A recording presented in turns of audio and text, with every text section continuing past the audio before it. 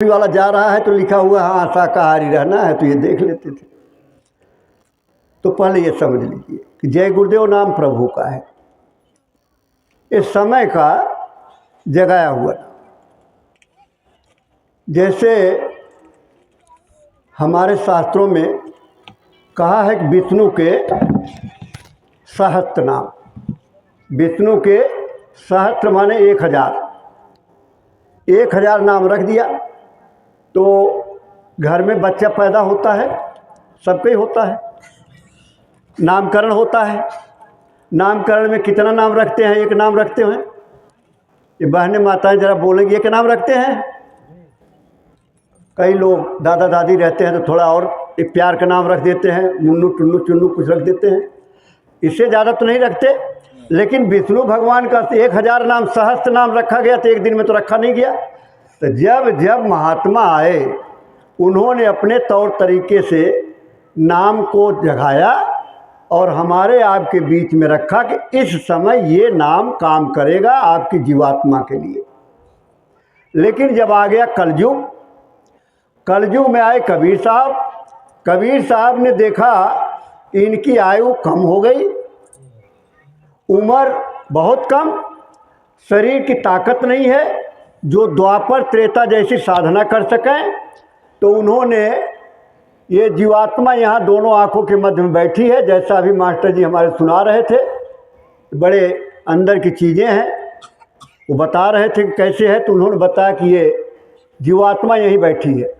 हमारी माताएं बहनें यहीं बिंदी लगाती हैं और पुरुष लोग चंदन लगाते हैं। इसके नीचे 5 स्थान है और इसके ऊपर 5 स्थान है, और ये छठा 11 मंजिल का ये मकान है।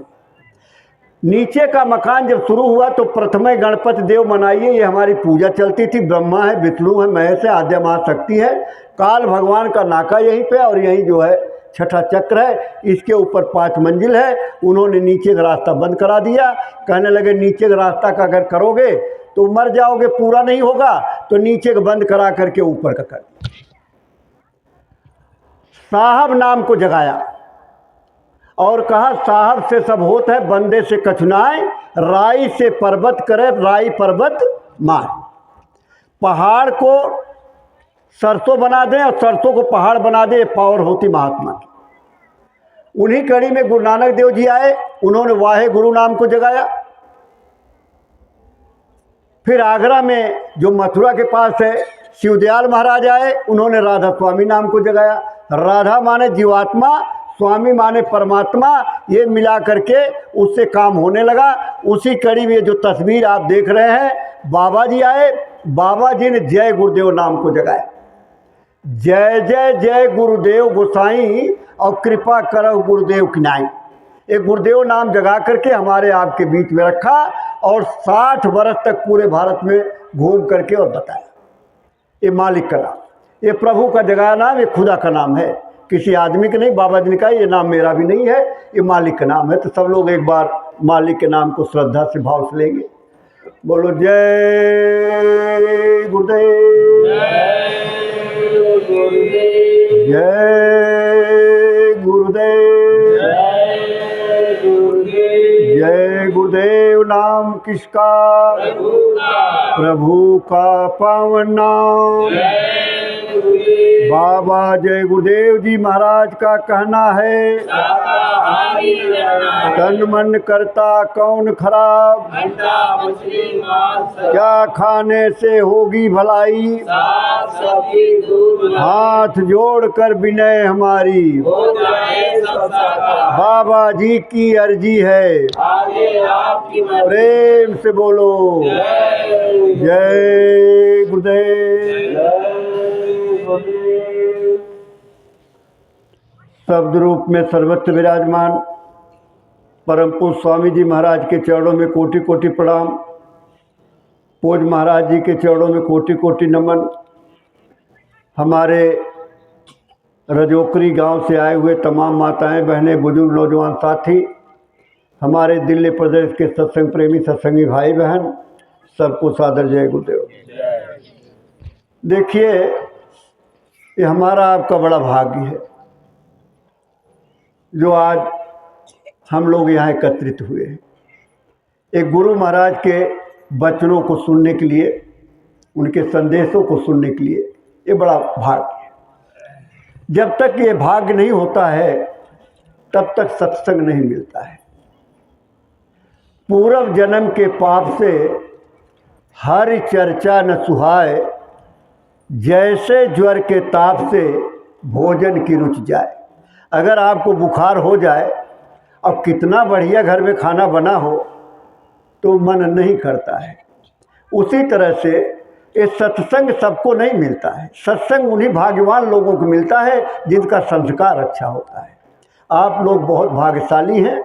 इसलिए गोस्वामी जी ने लिखा है कि बड़े भाग्य मानुष तन पावा और सुर दुर्लभ सतग्रंथनि गावा। ये ग्रंथों में लिखा है कि बड़े भाग्य से मनुष्य शरीर मिलता है, क्योंकि 84 लाख जोनियों में सबसे उत्तम जोनी है मनुष्य जोनी। 43,99,999 जोनियाँ भोग जोनी है और एक मनुष्य जोनी है कर्म जोनी। इस मनुष्य शरीर में बैठ करके इसके अंदर जीवात्मा बैठी है, इसी के अंदर परमात्मा बैठे हैं और इसी के अंदर से परमात्मा को पाने का रास्ता जाता है और कोई साधन नहीं है। जैसा अभी कहा इन्होंने कि प्रयागराज में कुंभ का स्नान हो रहा है, हरिद्वार में हो रहा है, तो हरिद्वार कुंभ नहा करके जीवात्मा अपने घर नहीं जा सकती, क्योंकि उसका रास्ता रजोकरी की गलियों से नहीं गया है, इसका रास्ता कनॉट प्लेस दिल्ली से नहीं गया है, इसका हरिद्वार प्रयागराज से नहीं गया है, इसका रास्ता इसी मनुष्य रूपी शरीर में दोनों आँखों के पीछे से गया हुआ है। उसी रास्ते से जीवात्मा उतारी जाती है और उसी रास्ते से जीवात्मा वापस जाती है। अब ये संसार में जब आए माँ के गर्भ में बच्चा, और माँ के गर्भ में जब था तो उसके आँख का जो पर्दा, ये जीवात्मा जो बैठी है इसके आँख में पर्दा साफ था, दिखाई देता था, सुनाई भी देता था, प्रार्थना करता था कि अब की बार चल करके भजन करूँगा। लेकिन जैसे माँ के गर्भ से बाहर आता है और वो रोना शुरू कर देता है। अब हमारे रजोकरी में तमाम ब्राह्मण परिवार भी है, यादव परिवार है, उनकी भाषा का भी थोड़ा फर्क है, हरियाणा से मिलते जुलती भाषा है। दिल्ली में खिचड़ी लोग रहते हैं, मद्रास के, बंगाल के, यूपी के, बिहार के तमाम लोग आकर के बस गए हैं। अब सबका बच्चा जब रोता है, बच्चा पैदा होता है तो कोई बंगाली में रोता है या हरियाणा वाली भाषा में रोता है क्या? हरियाणा की भाषा में रोता बच्चा? नहीं रोता। बच्चा कहता कहाँ कहाँ कहाँ कहाँ आ गए हम। वो ये रोता है कि हम कहाँ आ गए, वो रोशनी प्रकाश जो मिल रही सब बंद। लेकिन हम लोग उस बच्चे को बार बार उसको समझाते बुझाते कि पापा बोलो, मम्मी बोलो, मम्मी। उसको बेचारे क्या पता है अबोध बालक को मम्मी क्या होता, पापा क्या होता है। लेकिन जब तोता लाते हो और तोता को पढ़ाते हो तो तोता भी कहता नमस्ते जी नमस्ते, आओ जी बैठो जी प्रणाम बोलता है। वो तो बच्चा है, मनुष्य है। तो हम लोग धीरे धीरे उसको मम्मी मम्मी मम्मी कह के ऐसा पहाड़ा पढ़ा देते हैं कि उसकी बेचारी जो डोर लगी हुई है छूट जाती है और संसार से जुड़ जाती है, वो मम्मी पापा में फंस जाता है। कोई बच्चा भटक गया, छोटा बच्चा था, बोल सकता नहीं था, बड़ी देर से घूम रहा था, शाम की बेला हो गई। कई लोग देखे कि बच्चा बड़ी देर से भटक रहा है, इस बच्चे को किसका बच्चा है, लेकिन किसी ने उसको उठा लिया।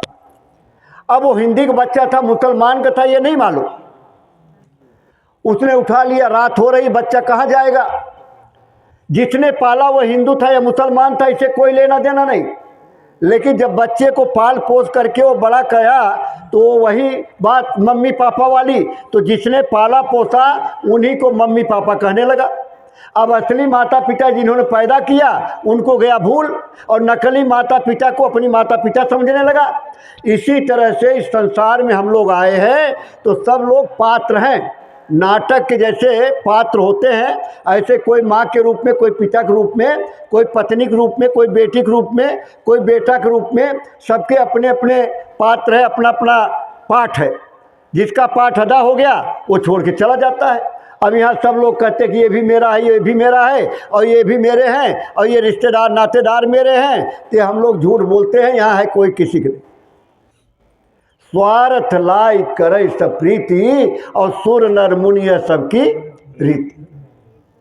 ये मनुष्य शरीर हमें आपको मिला हुआ है भगवान को पाने के लिए, अपनी जीवात्मा को जन्म मरण से मुक्ति मोक्ष पाने के लिए ये साधन मिला हुआ है।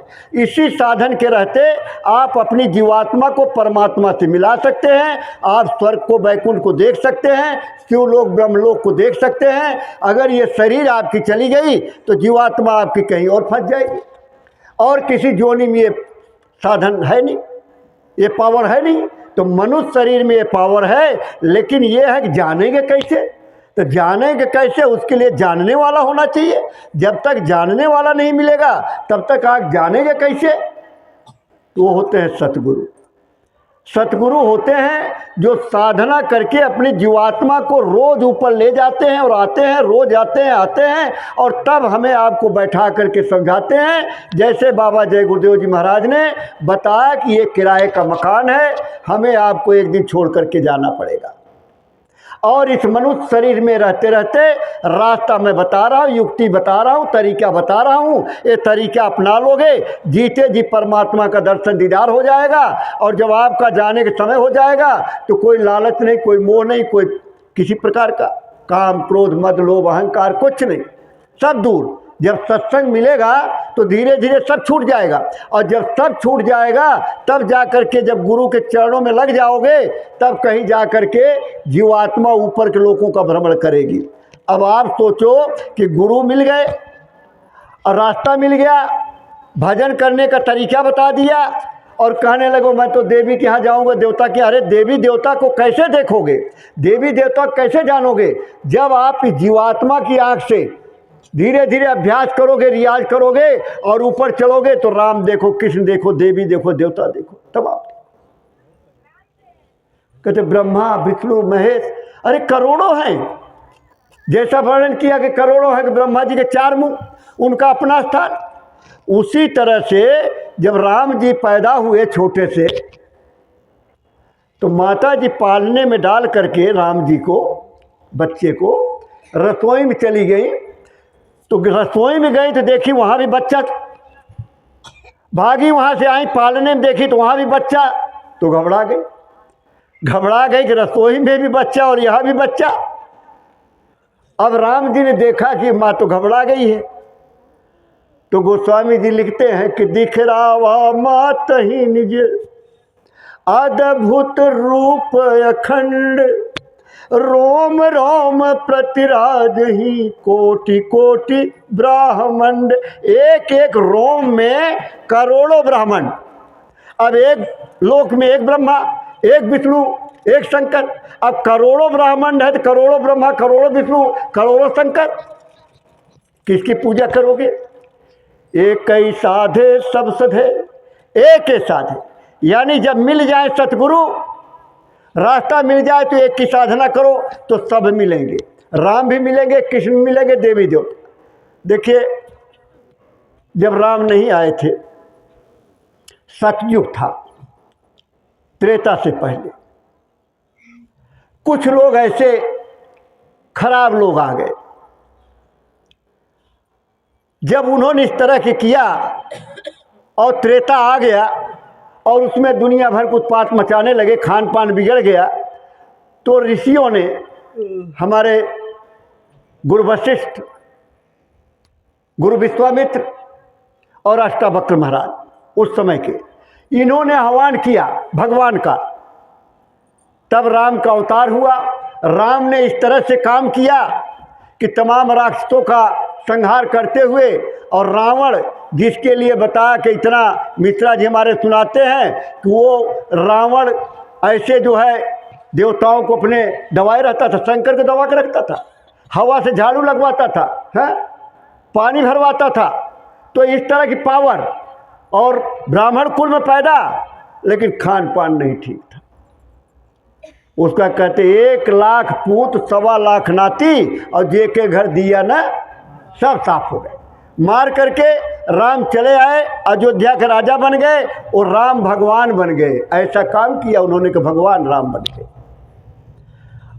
फिर बढ़िया चलने लगा। राम जी के राज में बहुत राम राज बैठे, त्रैलोका हर्षित भय गए सब सुखा, बहुत बढ़िया खुशहाली आ गई। लेकिन धीरे धीरे समय भी बीता, फिर कुछ लोग ऐसे आ गए और आ गया द्वापर। द्वापर में सुपच ऋषि थे। सुपच ऋषि ने आह्वान किया तो कृष्ण भगवान पैदा हुए। अब कृष्ण भगवान ने कंस को मारा, तमाम राक्षसों को मारा और पांडव कौरवों की लड़ाई लगा करके 18 क्षौणी सेना को मरवा दिया। इसके बाद चले आए, मथुरा नहीं गए, मथुरा में रुकना नहीं दिया कृष्ण भगवान को किसी ने। तो यादवों को, हमारे जो जदवंशी थे, 56 करोड़ जदवंशी को लड़ा के मरवा दिया और द्वारका में गए जो है धर्म की स्थापना कर दिए और कहने लगे अब मेरा समय पूरा हो गया, अब मैं तो जा रहा हूँ। तो कृष्ण भगवान के रहते हुए उनके पांडव लोग गए, कहने लगे मुझे भी ले चलो। तो बोले मेरे धाम नहीं जा सकते। तो बोले कैसे जाए हम? कहे योग करो। बोले योग नहीं होगा। तो बोले चले जाओ उत्तराखंड, कोई महात्मा मिलेंगे, रास्ता ले लेना, भजन करना, भजन करके अपने घर भाग जाना। पांडव चले गए, नदी, पहाड़ की नदी में गल के मर गए, नरक चले गए। तो कृष्ण भगवान को तो हमने आपने देखा भी नहीं है, फोटो देखा, मूर्त देखी, उसको तस्वीर, उसके अलावा कुछ नहीं। और जो साथ रहते थे वो तो उनको बचा नहीं पाए उनको, और हम लोग कैसे करेंगे? इसलिए सतगुरु की जरूरत। मीराबाई का नाम सुना आप लोगों ने। अब मीराबाई कृष्ण भगवान की भक्ति में थी। बसो मेरे नयनन में नंदलाल, सावल सूरत मोहन मूरत नैना बने विशाल, बसो मेरे नयनन में नंदलाल। कृष्ण भगवान उनको कहा कि चली जाओ बनारस। बनारस में रविदास हैं, रविदास जाति के चमार थे, जूता गांठते थे।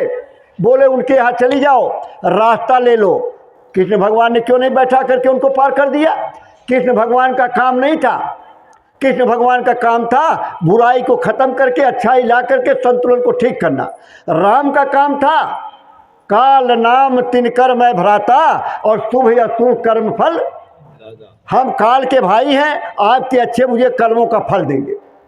आप जो कर रहे, आपके अंदर कैमरा एक फिट किया गया है, अधिकार दे दिया, अच्छा करो बुरा करो, लेकिन कैमरे में सब नोट होता रहता है। इसलिए प्रेमी भाई बहनों, बात को समझ लो, ये मनुष्य शरीर बार बार नहीं मिलता, ये किराए का मकान है, इसे हमें आपको छोड़ करके जाना पड़ेगा। एक बार किराए के मकान, 3 बातें। एक, किसी ने किराए का मकान, जैसे आपके गांव में बड़ा किराए का मकान देते हैं, अब वो 3 बात कहते हैं कि 3 बात करना। क्या कुछ लोग यहाँ बैठे होंगे जिनके मकान किराए पे है। पहला है कि मेरा किराया समय से देना, दूसरा है मेरे मकान को साफ रखना, तीसरा है जब मैं कहूँ तो मेरा मकान खाली कर देना। अब यही दशा हमारी आपकी है। जब ये मनुष्य शरीर मिला हमें तो कहा देखो मेरा किराया समय से देना। अब इस मनुष्य शरीर में इसका किराया क्या है? तो किराया हमें मालूम ही नहीं था। जब महात्माओं ने बताया कि इसका किराया है सुमिरन, जब सुमिरन करोगे, भजन करोगे तो इसका किराया मनुष्य शरीर का। और बोले कि साफ सुथरा रखना, तो साफ सुथरा की जगह आप लगे मुर्गी मुर्गा खाने, अंडा मछली खाने, भैंसा घोड़ा खाने। आपने इसको गंदा कर दिया, साफ भी नहीं रखा, सुमिरन भी नहीं किया, किराया नहीं दिया और इसको गंदा कर दिया। अब खाली करने का तरीका आपको पता नहीं। अब जब वो आया कहा खाली करो तो कहने लगा अरे कैसे खाली करो, ये तो मेरा है। अरे तो आपको दिया है उसने, जाओ अपना काम कर लो। और आप अपना काम नहीं कर रहे हो, तमाम तरह जो है चीज़ें इकट्ठा कर लिए, धन कर लिए, दौलत कर लिए। तो सुनिए, बादशाह सिकंदर पूरा विश्व विजेता, लेकिन जब भारत में आया एक महात्मा के पास पहुंचा, महात्मा से बोला कि मेरी मृत्यु कब होगी? उन्होंने कहा कि जब ये आसमान सोने को हो जाएगा और ज़मीन लोहे की हो जाएगी तो तुम्हारी मृत्यु हो जाएगी। सिकंदर ने सोचा आसमान सोने को होगा नहीं, ज़मीन लोहे की होगी नहीं, मैं मरूंगा नहीं, तो लगा लूटपाट करने, मारते काटते बीमार हो गया। बीमार हो गया, बड़े बड़े हकीम नाड़ी पकड़े, बोले अब तुम बचोगे नहीं। बोले नहीं, मुझे थोड़ा समय दो, मैं अपनी माँ से बड़ा प्यार करता हूँ, अपनी माँ का दर्शन करना चाहता हूँ। समुद्र के किनारे लाव लश्कर वहाँ जमोट लग गया। हाथी का हौज उतार करके नीचे रख दिया गया, राजा को उस पर लिटा दिया गया, ऊपर से छत्र लगा दिया। राजा ऊपर देखा तो छत्र में सोने से मिला हुआ था, देखा अरे तो सोने का आकाश, देखा नीचे हौज जो है लोहे का था। तब बुलाया अपने बड़े बड़े सिपह सलारों को, बोला देखो अब मैं बच चुका, अब मेरी मृत्यु निश्चित है, लेकिन जब मैं मर जाऊं तो उनके ताबूत बनती है लकड़ी की पेटी, उसके अंदर डाल के दफनाया जाता है। बोले दोनों तरफ काट करके मेरे दोनों हाथ बाहर कर देना, जिससे दुनिया वाले देखें विश्व विजेता सिकंदर खाली हाथ चला गया। तो आप क्या लेके आए थे और आप क्या लेकर के जाओ? आप भी कुछ लेकर के नहीं जा सकते। इसलिए धीरे धीरे आपकी उम्र देखो बढ़ रही है।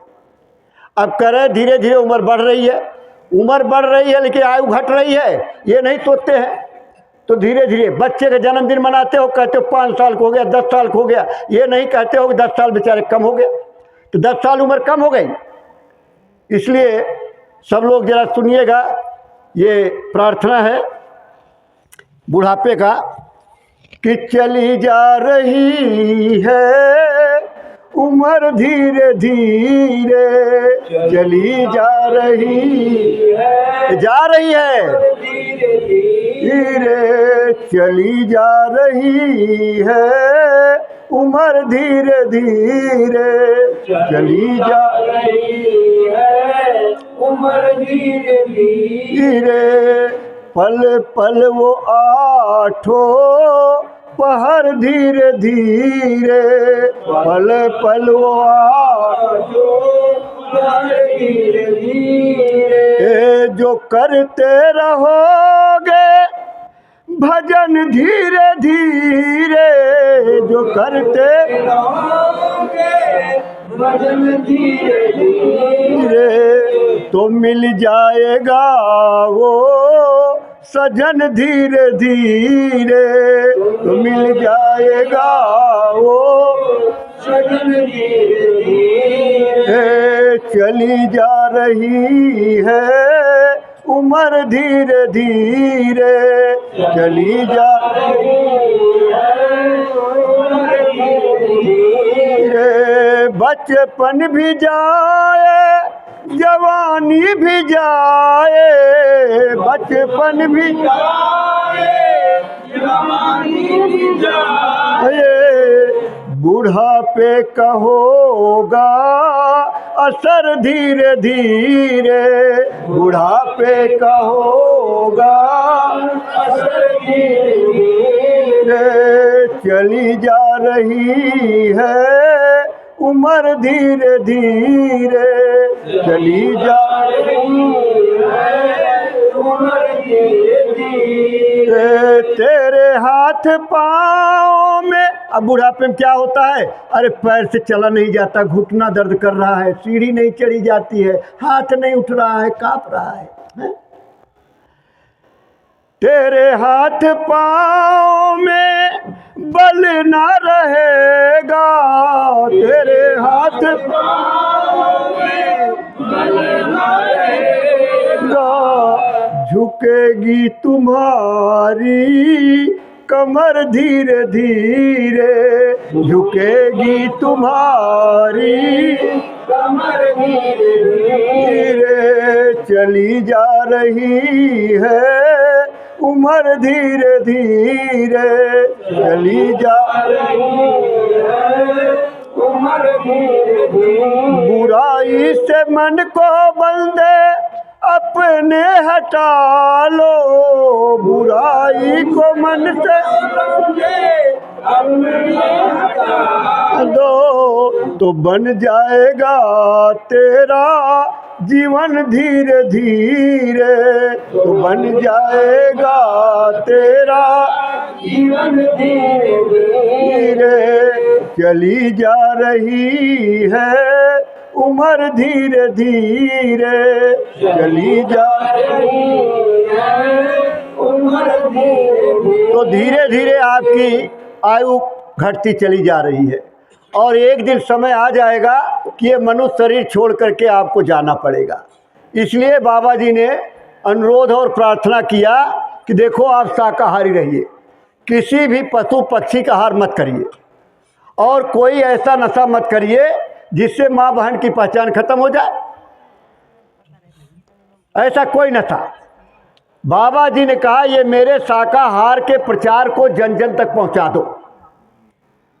कल को आप ये मत कहना कि हमने जय गुरुदेव बाबा जी की बात नहीं सुनी, हमको किसी ने नहीं बताया। जब आप जमराज की अदालत में खड़े किए जाओगे तो बाबा जी ने कहा अगर तुम कहोगे कि मुझे कोई नहीं बताया तो मैं वहीं खड़ा मिलूँगा, वहीं खड़ा मिलूँगा कि मैंने बहुत समझाया 60 बरस तक। इसके बाद हमारे अनुयायी लोग गए और लोगों को समझाया और बताया कि शाकाहारी रहिए।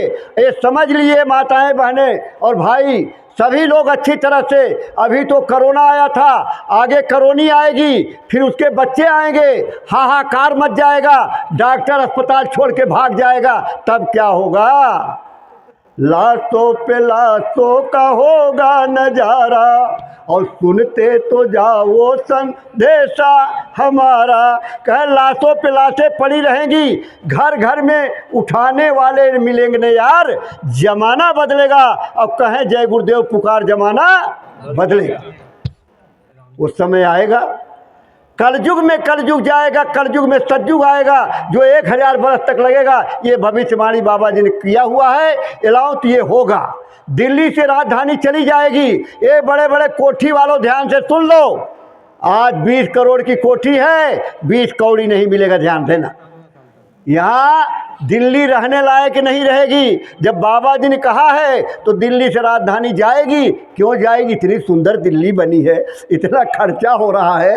बताओ, इस गांव में कोई आता नहीं था, यहाँ जंगल था, आज यहाँ इतना मंगल हो रहा है। तो ये मंगल एक दिन वो समय आएगा जब दिल्ली की स्थिति इतनी खराब हो जाएगी, तब आप भागोगे, तब कहोगे जय गुरुदेव वाले कहाँ है, तब ये बाबा जी की बात याद आएगी। इसलिए बड़े ध्यान से बात को समझ लो कि देखो, बड़ा समय हो रहा है कि आपके कॉलोनी में आज ये मौका मिला आप लोगों का दर्शन करने का, और ये मनुष्य शरीर का भेद जो गुरु महाराज ने बताया।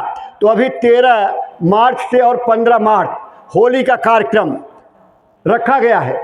तो उसमें दिल्ली का, अरे दिल्ली वाले बहुत कर्जीदार हैं। कर्जीदार किस चीज़ का? रुपया पैसा का नहीं, पता नहीं कितना खाए हैं लोगों का, जन्म जन्मांतर से खाते चले आए। अब खाते हैं, मिटेगा उपटेगा कैसे? कलकत्ता वाला, बम्बई वाला, राजस्थान वाला, कश्मीर वाला, गढ़वाल वाला, मध्य प्रदेश वाला सब बैठे हैं कि हमारा खाए हैं तो कब दोगे? तो बाबा जी ने एक गोरख धंधा लगाया कि काफिला निकल गया, भंडारा चलेगा, जगह जगह के लोग रोटी खाएंगे, आपका लेना देना बराबर हो जाएगा, आपका कर्मों का निपटारा हो जाएगा। इसलिए महात्माओं के इस गोरख धंधा में साथ दे दिया करो, उसमें मिल लिया करो। हम लोग चंदा चुटकी वाले नहीं हैं, हमारे जो प्रेमी हैं इन्हीं के सहयोग से ये काम चलता है। सरकारी एक पैसा हमारी संस्था को नहीं मिलता, ये आँख खोल करके सुन लीजिए। जहाँ आप 10 रुपये खर्च करोगे उसके लिए दर्द होगा आपको, जहाँ फ्री मिलेगा वहाँ कोई दर्द नहीं। जैसे मोदी साहब और जोगी साहब फ्री में राशन बंट रहा पूरा हिंदुस्तान को, तो उसका जो है कुछ नहीं महत्व होता। सरकारी दवाई फ्री वाली, और खाए नहीं खाए कोई बात नहीं, और जब पैसा लगेगा 1000 रुपया डॉक्टर की फीस और दवाई लिया 2000 की, तो कहे टाइम से खाना। देखो 3 गोली खानी दिन में, और ये वाली खानी है, और ये वाली, अरे तुम्हें दूध से खाना है, तो ये बड़ा ध्यान रखते हैं। तो समझ लीजिए अच्छी तरह से कि आने वाला समय बड़ा खराब है, इसे बचना और बचाना है तो शाकाहार अपनाना है। तो आप लोग आइए मथुरा। अभी यहाँ देखिए अपने सुरेश जी और ज्ञानमती जी, अब यहाँ आपके यही नीचे रहती हैं, ये बड़े प्रेमी हैं, बड़ा भाव रहता है। अभी वो देखो नौकरी करते थे, नौकरी करते हैं, अपने वहाँ ड्यूटी लगी हुई तो रात को उनका बदली वाला नहीं आया, तो कहने लगे भाई रात को कर लो, तो बेचारे रात को भी कर लिए। लेकिन कह दिया भाई मेरे घर में कार्यक्रम है तो मैं ड्यूटी नहीं आऊँगा इतवार को। अब वो बोला, वो लोग तीसरा भी नहीं आया, 2 भाग गए, तो आपको करना पड़ेगा। बोले आपकी नौकरी जाए आपके पास, मुझे नहीं करनी है। किक मारे मोटरसाइकिल से चले आए। अब देखिए वहाँ से चले आए, अब चले आए तब तक यहाँ से दूसरे आदमी ने फ़ोन कर दिया, अरे भाई ऐसा है बागडोला में जो है वहाँ बामनोली में काम है, तो जो है करोगे क्या? बोले हाँ अभी हमारे घर कार्यक्रम चल रहा है, हम बात करेंगे शाम को। एक तरफ से बिगड़ता है, जब गुरु के नाम पे चलोगे तो आपका कुछ बिगड़ने वाला नहीं है, ये समझ लीजिए। एक प्रेमी बात आपको बता दूँ, जो दीवाना होता है गुरु के प्रति आशिक होता है उसका काम गुरु खुद करता है। बिटिया की शादी पड़ गई, उधर सेवा लग गई आश्रम में, वही तारीख की सेवा, उसी तारीख में बिटिया की शादी। अब बड़ा चिंतित हो गया, सेवा में जाऊं या बिटिया की शादी में जाऊं। ये बात बड़े ध्यान से सुन लीजिए कि शादी में जाऊं या सेवा में जाऊं। अच्छा एक बात बताओ, बिटिया की शादी कोई छोड़ता है क्या? बिटिया की शादी है भाई, कन्यादान करना होता है। लेकिन वो बेचारा बड़े चक्कर में पड़ गया, क्या करूं? लेकिन उन्होंने कहा नहीं, शादी तो हो ही जाएगी, मैं रहूं ना रहूं, लेकिन सेवा चली जाएगी तो दोबारा सेवा नहीं मिलेगी वाली, वो चली जाएगी सेवा। वो चला गया सेवा में, शादी हो गई, वो लौट के अब थोड़ा सा घर चलूँगा, बीवी पता नहीं क्या बोलेगी, भाई झगड़ा होगा। लेकिन आया तो देखा बड़ा स्वागत, पानी आ गया, नाश्ता आ गया, तो बड़ा खुश, बोला चक्कर क्या। दूसरे दिन बिटिया आ गई पग फेरा पे, तब ये कैमरे नहीं थे, वो वीडियो वाले, तब वो फ़ोटो खींचती थी, एल्बम बनता था मोटा सा, फ़ोटो खींचती थी सब, तो सब फ़ोटो देख रहे। और सब में जो है पिता बैठा हुआ, तो फिर दबड़े क्या ये कैसे? तो पत्नी के क्या मतलब? अरे बोले मेरी फ़ोटो। अरे तो बोले तुम्हारी नहीं रहेगी तो किसकी रहेगी? बोले मैं तो था ही नहीं। बोले क्या? बोले मैं तो था ही नहीं, मैं तो वहाँ सेवा में था। तो भागा गया, गुरु महाराज के चरणों में गिर गया, बोला मालिक इतना कष्ट उठाते हैं? अरे बोले बच्चा, जब तुम हमारा काम करोगे तो तुम्हारा तो मुझे करना ही पड़ेगा। तो आप क्या समझते हैं, आप उनका करोगे तो आपका काम करने खुद पहुँचते हैं। ये दया और कृपा होती महात्माओं की, ये होता है। ये तो संसारिक भौतिक लाभ तो उनके स्पर्श से, उनके पास जाने से ये सब मिलता रहता है, लेकिन इसके लिए नहीं आए हैं। ये आए हैं, हमें आए वह देश से जहाँ तुम्हारो धाम, और तुमको घर पहुँचाना एक हमारो काम, यानी आपकी जीवात्मा को आपके अपने असली घर पहुँचाने के लिए आए हैं। ये नकली घर को छोड़ना पड़ेगा, वैसे छोड़ना पड़ेगा। इसलिए सब लोग मथुरा आइए।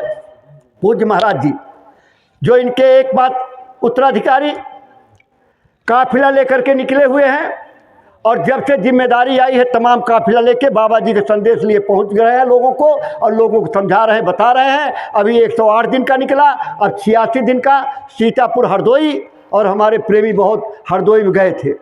हरदोई में देखा आपने जो परिश्रम किया, आपने जो भंडारा चलाया, आपने जो प्रचार किया, उसका जलवा। जब महाराज जी सत्संग के बाद लोगों से, प्रेमियों से मिलने के बाद जब आए, गाड़ी में बैठने लगे तो हंसे बड़े जोर से हंसे, और मुझे बोले जलवा मचा दिए, जलवा कर दिए। जलवा किसने किया? ये तो मैं कहा आपकी कृपा ने, आपकी दया ने किया। हमारे प्रेमी भाई ने जो मेहनत किया, और उसी कड़ी में अभी जो होली का कार्यक्रम, और 15 तारीख तक, फिर 16 को आराम, और 17 को फिर निकल जाएंगे। बैठ नहीं रहे हैं और न आपको बैठने देंगे, सारा कर्जा उतरवा देंगे। अगर एक भी कर्जा रह गया तो दोबारा आपको पैदा होना पड़ेगा। यहाँ बैल बन करके, कुत्ता बन करके बड़ी बड़ी कोठी में पाले जाते हैं, आदमी को रोटी नहीं मिल रही है, और बड़े बड़े कुत्ते पलते, वो प्रारब्ध है, किस्मत है उसकी, वो बन करके आओगे, भरना पड़ेगा आपको। इसलिए वो कर्म काट रहे हैं। तो बाराबंकी के काफिला 8 अप्रैल को गोद मिला है कार्यक्रम, 50 लोगों का टिकट हो गया है। अयोध्या नज़दीक है, लोग बोले अयोध्या में घूमने जाएंगे। मैं जाओ, हमारा कार्यक्रम हो जाए, हमारी सेवा निपटवा देना, सामान उमान समटवा देना, खूब घूमो। हम काहे को मना करें, घूम क्या, भाई राम का जगह है तो घूमना चाहिए। तो काफ़ी लोग सीधा अयोध्या फिर चले जाएंगे, घूम करके आएंगे। भाई राम, अयोध्या है, नगरी है, दुनिया आती है, आप भी देख करके आइए। अरे ये भी राम देखो, और जब रास्ता मिल जाए तो अंदर वाले राम को देखो, अंदर चल करके देखो। तो 9 तारीख को वहाँ से वापसी है, लेकिन ये लोग जो मथुरा वहाँ अयोध्या जाएंगे तो वो 10 तारीख को उनकी अपनी वापसी होगी। और जो प्रेमी चलना चाहते हैं तो वहाँ पे सभी लोग जो है अपने तरीके सेवा करेंगे। वो भंडारा भी वहाँ चल रहा है, काफिले में अपना भंडारा चल रहा है। तो सब लोग ध्यान रखिएगा। अगले इतवार को, जो अगला इतवार है 23 तारीख को अपने पवन जी हैं बदरपुर के पास, खादर है, खादर में मदनपुर खादर, उनकी माता जी का शरीर पूरा हो गया है। 13वीं का सत्संग रखा है। वो चाहते हैं दिल्ली के सभी प्रेमी लोग हमारे यहाँ आएँ, तो वहाँ सब लोगों का बुलाहट है, वहाँ चलिए, वहाँ भी प्रचार प्रसार होगा। मिश्रा जी सहदरा और लोनी में जाएंगे, ये उधर अपना करेंगे। इसके बाद 2 तारीख को 2 तारीख के आपके शाहबाद डेयरी रोहिणी के आगे वहाँ प्रचार प्रसार गुरु महाराज के संदेश जन जन तक पहुँचाना है। सब लोगों को वहाँ पहुँचना है और वहाँ शाकाहार का प्रचार होगा और सत्संग का भी कार्यक्रम रहेगा। इसके बाद 9 तारीख को नारायणा लोहा मंडी में प्रांतीय गोष्ठी आपके प्रदेश की दिल्ली की होगी, जिसमें अपने प्रांतीय अध्यक्ष माननीय विजयपाल सिंह जी मौजूद रहने की संभावना है। तो वहाँ सभी लोग भाई बहन पहुँचेंगे और सब लोग दिल खोल करके जो भी सेवा सहयोग करते आए हैं उसी तरह से सब करेंगे। और मालिक के सब लोग एक बार नाम लीजिए, जय गुरुदेव।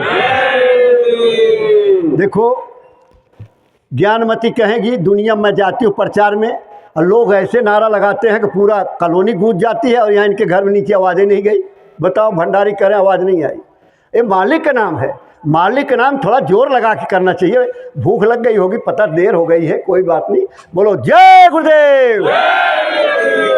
98 पे पहुँचे हो, नवरात्र के व्रत 9 दिन के रहते हो, अभी तो 2 ही घंटा हुआ है, हैं? अरे इस तरह की आवाज़ लगाओ, पंडित जी शंख बजाते हैं, पूप पूप पूप, 4 बज गए, पड़ोसी कहता 4 शंख बज गई, चलो जल्दी प्रसाद ले लो। आप जब 5वीं पहुँचे तो 25 बज गई, पूप। इसके बाद हुई हवन, बोले खोलो खिड़की दरवाजा, चला जाए धुआं, किस लिए? शुद्ध हो जाएगा। अरे प्रेमी भाई बहनों, ये जय गुरुदेव नाम का जितनी दूर तक आवाज़ जाएगी उतना ब्राह्मण शुद्ध हो जाएगा, इसलिए इतने जोर का नारा लगना चाहिए, बोलो जय गुरुदेव। ये बात बाबा जय गुरुदेव जी महाराज का कहना है, तन मन करता कौन खराब, हिंदू मुस्लिम सिख ईसाई, हाथ जोड़कर विनय हमारी, बाबा जी की अर्जी है, प्रेम से बोलो। देखो मेरे यहाँ 5000 गाय और बैल, ये अंतिम जोनी है बैल और गाय की, जो मनुष्य शरीर मिलता है। गाय बच्ची के रूप में, बैल बच्चे के रूप में पैदा होते हैं। बाबा जय गुरुदेव जी महाराज ने कहा कि ये हमारी प्यारी गौएँ हैं, इनको बेचूंगा नहीं, छोड़ूंगा नहीं, नहीं काट दिए जाएंगे तो साधना भजन नहीं होगा। तो आपके बीच में एक प्रार्थना होगी और झोली जाएगी, आपको डालना गौओं को ले तो डाल दीजिएगा, नहीं तो प्रणाम कर लेना, प्रणाम कर देना, अनादर मत करना। तो झोली दे दिए, मेरे थैले में दे दिए है, तो झोली जाएगी, प्रार्थना करते रहिए और जो है झोली में सेवा डाल दीजिएगा।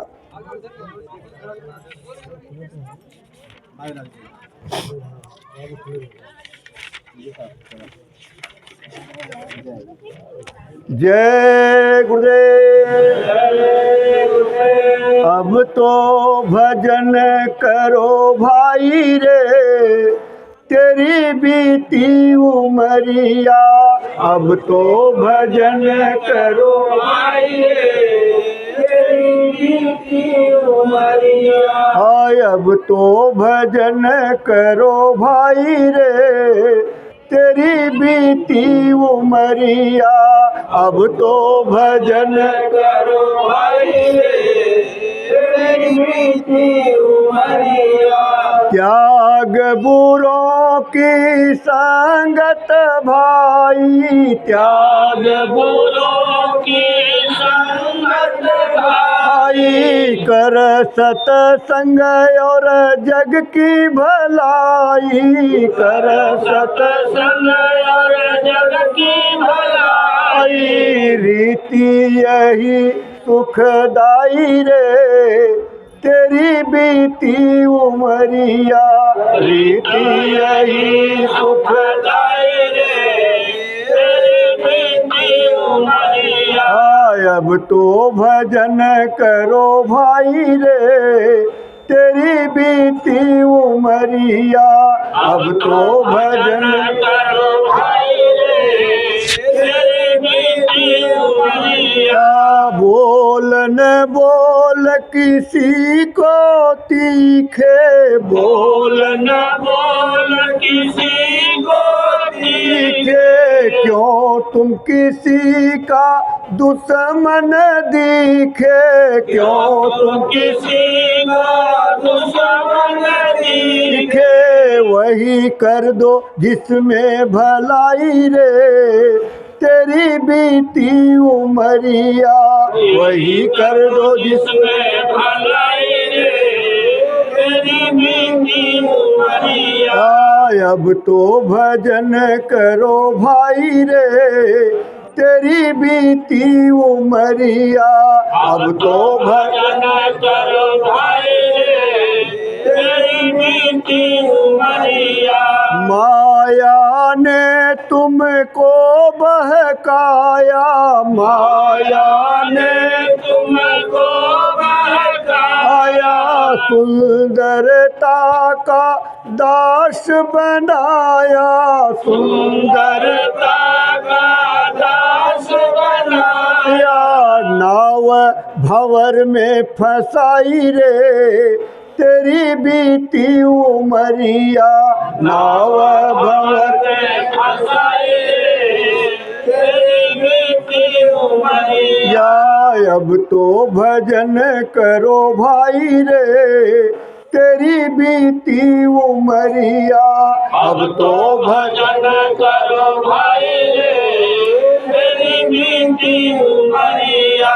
पाप गठरिया सिर से पटक दे, पाप गठरिया सिर से पटक दे, लोभ जो था मैं हाथ से झटक दे, लोभ जो हाथ से झटक दे, धर्म की पकड़ो कलाई रे, तेरी बीती उमरिया। धर्म की पकड़ो कलाई रे, तेरी बीती उमरिया। अब तो भजन करो भाई रे, तेरी बीती उमरिया। अब तो भजन करो भाई रे, तेरी बीती उमरिया। सज धज तज भज नाम हरि का, सज धज तज भज नाम हरि का, जब लग ठग मग तेरी डगर का, जब लग ठग मग तेरी डगर। अरे ठग लेना तेरी कमाई रे, तेरी बीती उमरिया। ठग लेना तेरी कमाई रे, तेरी बीती उमरिया। अब तो भजन करो भाई रे, तेरी बीती उमरिया। अब तो भजन करो भाई रे, तेरी बीती उमरिया। जय गुरुदेव।